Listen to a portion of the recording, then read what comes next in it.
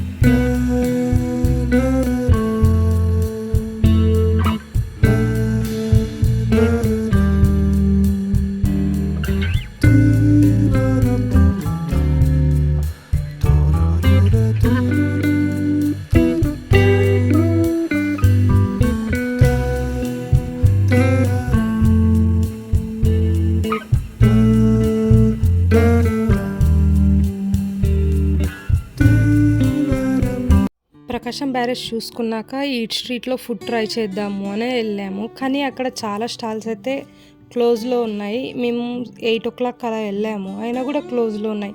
మేము సంక్రాంతి హాలిడేస్లో వెళ్ళాం. హాలిడేస్ కాబట్టి చాలా వరకు స్టాల్స్ క్లోజ్లో ఉన్నాయి. అందులోనూ సండే వెళ్ళాం కాబట్టి చాలా స్టాల్స్ బంద్ చేశారు. కొన్ని స్టాల్స్ ఒకటే ఓపెన్లో ఉన్నాయి. ఇంకా అక్కడ రాజుగారి కుండ బిర్యానీ అని ఒక స్టాల్ కనిపించింది.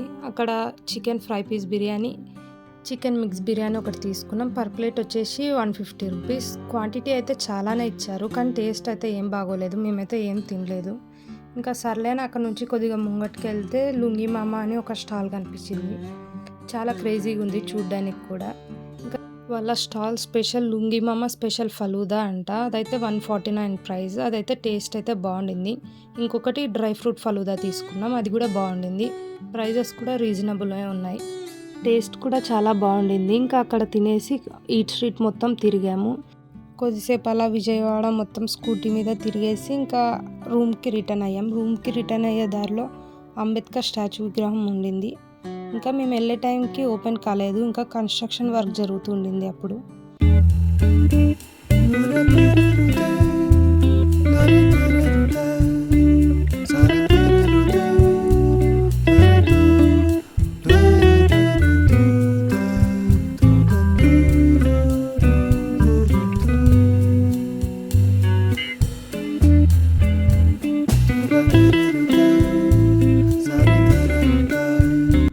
స్టే చేసిన హోటల్ వాళ్ళు సజెస్ట్ చేశారు ఆటోకి వెళ్ళండి టెంపుల్కి. బైక్స్ మీద అయితే కొన్ని రూట్స్ క్లోజ్ చేసి ఉంటారు అన్నారు. ఇంకా అందుకే మేము నెక్స్ట్ డే ఎర్లీ మార్నింగ్ 6కి ఆటో బుక్ చేసుకొని స్టార్ట్ అయ్యాం. అప్పుడైతే దర్శనం తొందరగా అయిపోతుంది అని. ఎర్లీ మార్నింగ్ కదా, చెకింగ్ ఏం పెద్దగా చేయలేదు. 100, 300, 500 ఫ్రీ దర్శనం టికెట్స్ అవైలబుల్గా ఉన్నాయి. ఆన్లైన్లో కూడా బుక్ చేసుకోవచ్చు. మేమైతే ఫ్రీ దర్శనానికి వెళ్ళాము. ఒక 20 మినిట్స్ లోపల దర్శనం పూర్తయిపోయింది.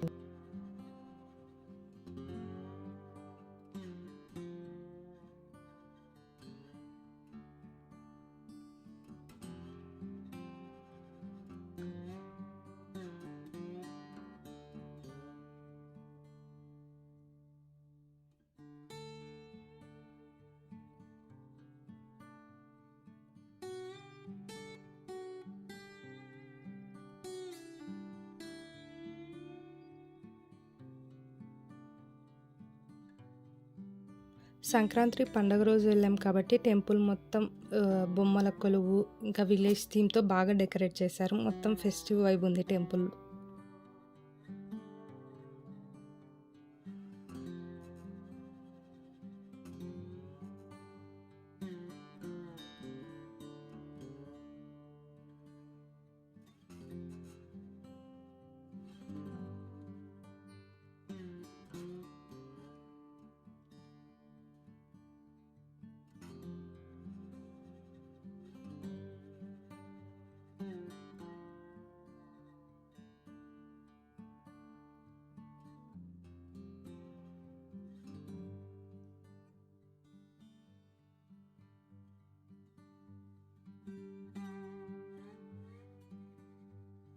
డైరెక్ట్ పైకి బస్సెస్ కూడా అవైలబుల్గా ఉంటాయి. మన ఓన్ వెహికల్స్ కూడా తీసుకోవచ్చు. మేబీ ఆటో వాళ్ళైతే రాకపోవచ్చు.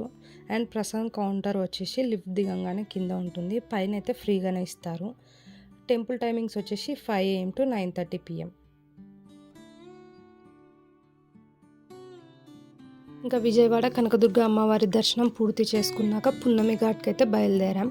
ఇంకా పున్నమి ఘాట్కి నియర్ బై హోటల్స్ ఉంటే ఇంకా అక్కడే టిఫిన్ తినేసి ఇంకా లోపలికైతే ఎంటర్ అయ్యాం. ఇప్పుడైతే క్రౌడ్ ఏం లేదు, ఫ్రీగానే ఉంది మొత్తం. పున్నమి ఘాట్ వచ్చేసి టెంపుల్ నుంచి అయితే 2.5 కిలోమీటర్ ఉంటుంది. ఒకవేళ రైల్వే స్టేషన్ నుంచి వెళ్ళాలి అనుకుంటే 5.4 కిలోమీటర్ ఉంటుంది. బస్ స్టాండ్ నుంచి అయితే 3.9 కిలోమీటర్ ఉంటుంది. ఈ పున్నమి ఘాట్ ఎంట్రీ టికెట్ వచ్చేసి 10 రూపీస్. పున్నమి ఘాట్ నుంచి భవానీ ఐలాండ్కి boating up and down 120 rupees. అడల్ట్స్కి అయితే, కిడ్స్కి అయితే 90 రూపీస్ ఉంటుంది. బోటింగ్ టైమింగ్స్ వచ్చేసి మార్నింగ్ 9 నుండి ఈవినింగ్ 5:30 వరకు ఉంటుంది. ఇక్కడ స్పీడ్ బోట్, ప్యాంటన్ బోట్స్ కూడా అవైలబుల్గా ఉంటాయి. ప్యాంటన్ బోట్ వచ్చేసి 15 మినిట్స్కి 200 తీసుకుంటారు అడల్ట్స్కి అయితే. కిడ్స్కి అయితే 150 రూపీస్. ఒక 6 మెంబర్స్ వెళ్ళొచ్చు లిమిట్ అది. స్పీడ్ బోట్ అయితే 2 అడల్ట్స్ ఓన్లీ 1 కిడ్ 600 దానికైతే ప్రైస్ వచ్చేసి. అవుట్ సైడ్ ఫుడ్ అయితే నాట్ అలౌడ్ అన్నాడు, బట్ చెకింగ్ ఏం చేయడం లేదు. ఈ భవానీ ఐలాండ్ వచ్చేసి కృష్ణా నది మధ్యలో ఉంటుంది. ఇది టోటల్ 133 ఎకర్స్ ఉంటుంది. కనకదుర్గాదేవి ఆలయంలో ఉన్న దుర్గాదేవి యొక్క నివాసం అని అంటుంటారు. దుర్గాదేవికి మరొక పేరు భవానీ, అందువల్ల ఈ ఐలాండ్కి భవానీ ఐలాండ్ అని పిలుస్తూ ఉంటారు. ఈ ఐలాండ్లో నైట్ స్టే చేయడానికి రూమ్స్ కూడా అవైలబుల్గా ఉన్నాయి. స్టార్టింగ్ ప్రైస్ వచ్చేసి 2200 నుంచి 3500 మధ్యలో ఉంటాయి ప్రైసెస్ పర్ డేకి వచ్చేసి. ఇక్కడ రెస్టారెంట్స్ కూడా ఉన్నాయి. మనం ఎక్కువ దూరం నడవలేమనుకునే వాళ్ళకు సఫారీ వ్యాన్స్ కూడా ఇక్కడ అవైలబుల్గా ఉన్నాయి. సైకిల్స్ కూడా ఉన్నాయి. సైకిల్స్ వచ్చేసి పర్ డేకి 120 రూపీస్ ఛార్జ్ చేస్తారు. ఇక్కడ రెస్టారెంట్స్, కేఫ్స్ అన్నీ అవైలబుల్గా ఉన్నాయి. కానీ ఇంకా మేము వెళ్ళే టైంకి ఏం స్టార్ట్ చేయలేదు. ఈ ఐలాండ్లో ఫోటోషూట్స్ కూడా చేస్తారంట. ఓన్లీ ఫోటోగ్రఫీకి అయితే 3000 రూపీస్. అకామిడేషన్ అండ్ ఫోటోగ్రఫీకి అయితే 5000 రూపీస్ ఛార్జ్ చేస్తారు. ఈ ఏరియా మొత్తం కవర్ చేయడానికి మాకైతే 2 hours పట్టింది. మేమైతే బోటింగ్కి ఏం వెళ్ళలేదు. ఇక్కడ వాటర్ యాక్టివిటీస్, గేమ్స్ ఇంకా చాలా ఉన్నాయి.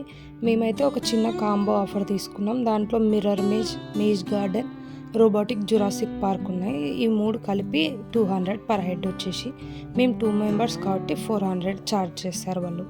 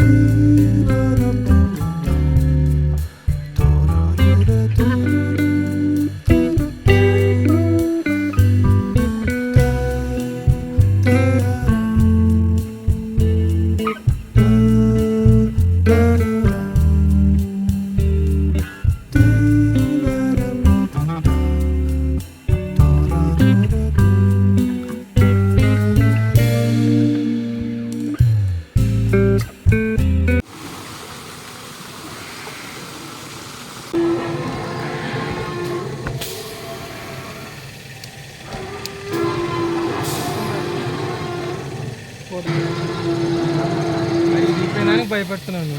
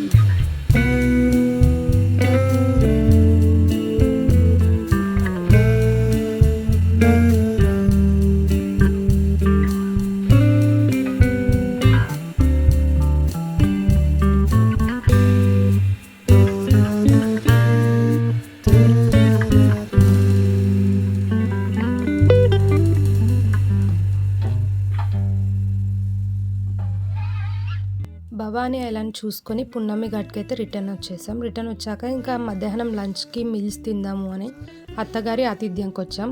ఫుల్ మీల్స్ వచ్చేసి 120 rupees per head. Homely food డీసెంట్గానే ఉన్నాయి. ఇంకా అక్కడ నుంచి ఉండవల్లి కేవ్స్కి అయితే వెళ్ళిపోయాం. ఇక్కడ పార్కింగ్కి ఏం ప్లేస్ లేదు, జస్ట్ రోడ్ పైన సైడ్కి ఆపుకోవాలి. ఎంట్రీ టికెట్ వచ్చేసి ఇండియన్స్కి అయితే 25 రూపీస్, ఫారినర్స్కి అయితే 300, వీడియో కెమెరాకి అయితే 25 రూపీస్.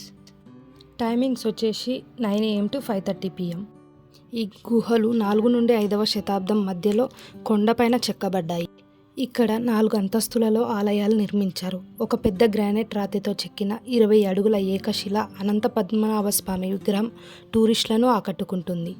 ఈ గుహలు మొత్తం 4 అంతస్తులు. మొదటి అంతస్తులో ఋషులు, సింహాలు, నరసింహస్వామి, దత్తాత్రేయుడు, విఘ్నేశ్వరుడు ఇంకా చాలా శిల్పాలు గోడల మీద చెక్కబడ్డాయి. రెండవ అంతస్తులో పడుకొని ఉన్న అనంత పద్మనాభ స్వామి విగ్రహం ఉంటుంది. మూడవ అంతస్తులోకైతే ఎవరినైతే అలో చేయడం లేదు. ఈ గుహల నుండి మంగళగిరి కొండకు, కొండవీటి కోటకు, అలాగే విజయవాడ కనకదుర్గ గుడికి రహస్య మార్గాలు ఉన్నాయన్న.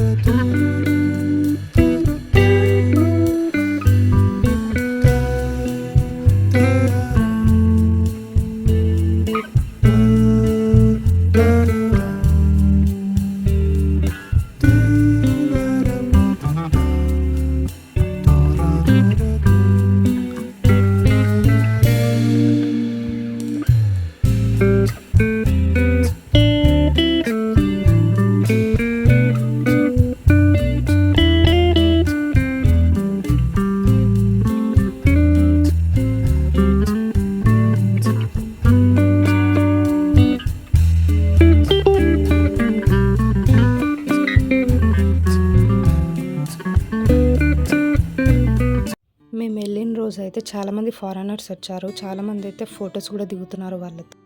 ఈ ఉండవల్లి కేవ్స్కి వెళ్ళడానికి బస్సెస్ గుంటూరు, విజయవాడ, అమరావతి నుంచి అవైలబుల్గా ఉంటాయి. లేదు అంటే ఓలా, ర్యాపిడో కూడా విజయవాడలో ఉన్నాయి. లేదా మన ఓన్ వెహికల్స్లో అయినా ఆటోస్లో అయినా వెళ్ళొచ్చు. కనకదుర్గ అమ్మవారి టెంపుల్ నుంచి 6.4 కిలోమీటర్ డిస్టెన్స్, ప్రకాశం బ్యారేజ్ నుంచి 4.5 కిలోమీటర్, పున్నమి ఘాట్ నుంచి అయితే 7.4 కిలోమీటర్, లేదా బస్ స్టాండ్ నుంచి రావాలి అనుకుంటే 6.7 కిలోమీటర్, రైల్వే స్టేషన్ నుంచి అయితే 7.7 కిలోమీటర్ ఉంటుంది డిస్టెన్స్. ఉండవల్లి కేవ్స్ నుంచి రిటర్న్ అయ్యే దారిలో తాటి చెట్లు, అరటి చెట్లు, గులాబీ చెట్లు ఎక్కువగా ఉన్నాయి. ఉండవల్లి కేవ్స్ నుంచి రిటర్న్ అయ్యే దారిలో ఇస్కాన్ టెంపుల్ ఉండింది.